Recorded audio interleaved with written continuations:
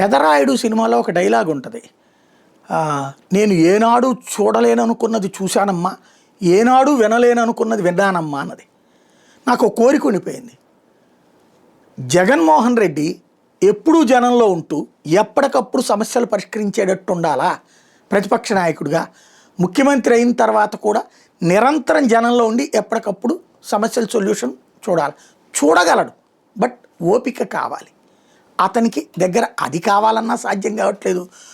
ఉట్టి కలెక్టర్లతో మీటింగులు, ఉపన్యాసాల మీద ఉపన్యాసాలు, గంటల కొద్దీ రివ్యూలు, ఇవి చంద్రబాబు గారు మానేసి ఎదుటి వాళ్ళు చెబుతున్నది విని ఎక్కువసేపు తను పరిష్కారం ఒక 5 నిమిషాలు మాత్రమే చెప్పాలి ముఖ్యమంత్రిగా ఉండే చంద్రబాబు అని కోరుకుంటా. అది జరగట్లేదు. ఇది ఎప్పుడన్నా జరుగుద్దో అని చూడాలి. ఇక్కడ రివ్యూల మీద రివ్యూలు ఎవరికి ప్రయోజనం? ప్రజలుగా ఇవాళ రోజున ఇదివరకటి రోజుల్లో కరెంటు బిల్లు చెక్మని పని అయిపోయేది. ఇప్పుడు కరెంటు బిల్లులకి ఇబ్బంది అవుతోంది. అన్ని అవుట్సోర్సింగ్ మార్చేశారు ఏజెన్సీలు. ఇదివరకు గూగుల్ పేలో దానంతటా అదే వచ్చేసి పేమెంట్ అయిపోయి ఉండేది. ఇప్పుడు ట్యాక్సుల దగ్గర తలనొప్పి అవుతున్నది.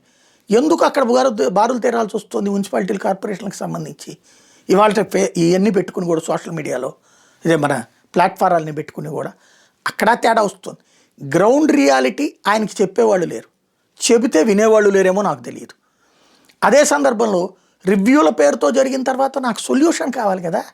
పోలీసుల ప్రవర్తనలో మార్పు లేదు, ప్రభుత్వ ఉద్యోగుల ప్రవర్తనలో మార్పు లేదు, కరప్షన్లో మార్పు లేదు, అరాచకంలో మార్పు లేదు. ఇంకేంటి రివ్యూల ప్రయోజనం? అంతా బాగుందని బాబుగారు నమ్ముతా మనల్ని నమ్మమనడానికి మీడియాలో స్టేట్మెంట్లకు తప్పించి దేనికి పనికి వస్తుందో ఒకసారి ఆలోచించుకుంటే బెటర్.